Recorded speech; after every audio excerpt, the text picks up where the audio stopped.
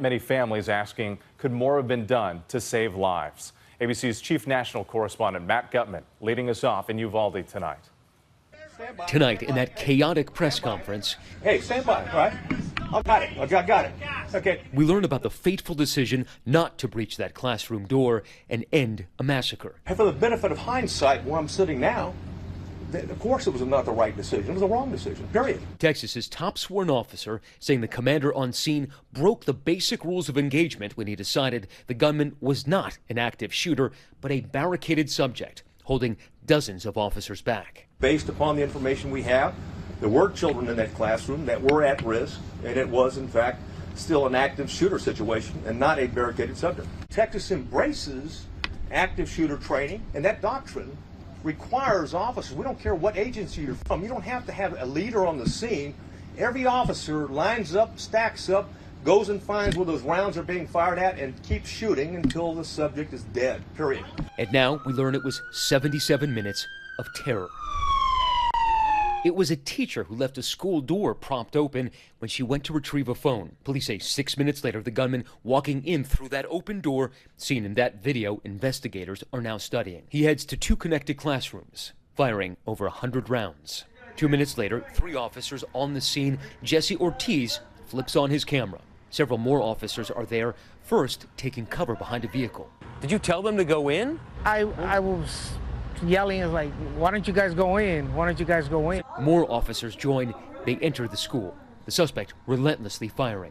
2 officers are grazed by gunfire. On the street outside, parents start to arrive, frantic as children inside are being shot. You know that they're kids, right? They're little kids. They don't know how to defend themselves. Just after noon, there were 19 officers in that hallway, many of them with long guns. At that very moment, a string of desperate 911 calls started to come in from those 2 classrooms. In one room, multiple students were dead, but 8 or 9 were alive. She hung up when another student told her to hang up. By that time, a Border Patrol tactical team was on the scene with ballistic shields, but local police told them to hold off from confronting the gunman. Who is responsible for making that decision not to breach the classroom? If CBP was here at 12:15, was it them? The chief of police, he was convinced at the time that there was no more threat to the children and that the subject was barricaded. At the same time, at the back of the school, officers evacuating children. That as students still trapped in those classrooms, calling 911 and begging for help for 47 minutes. She told 911 that he shot the door at approximately 12:43 and 12:47. She asked 911 to please send the police now. That Border Patrol tactical team finally breaching the classroom at 12:50. Investigators found that the gunman had brought over 1,000 rounds of ammunition to the school. That director of public safety choking up, adding that the failures began long before Tuesday's rampage and the loss of those 21 lives. And call it like it is. It is tragic.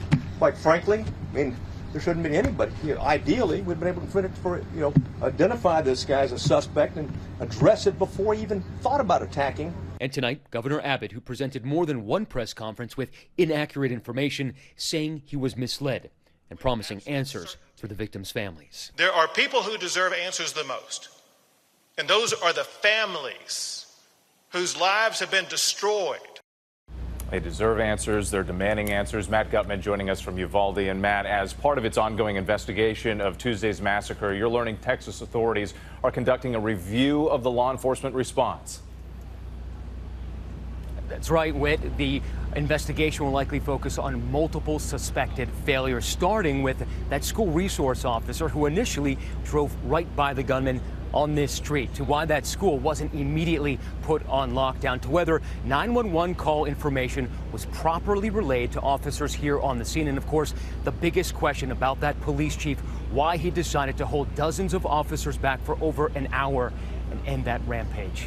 Whit. All right, Matt, thank you. Hi, everyone. George Stephanopoulos here. Thanks for checking out the ABC News YouTube channel. If you'd like to get more videos, show highlights, and watch live event coverage, click on the right over here to subscribe to our channel. And don't forget to download the ABC News app for breaking news alerts. Thanks for watching.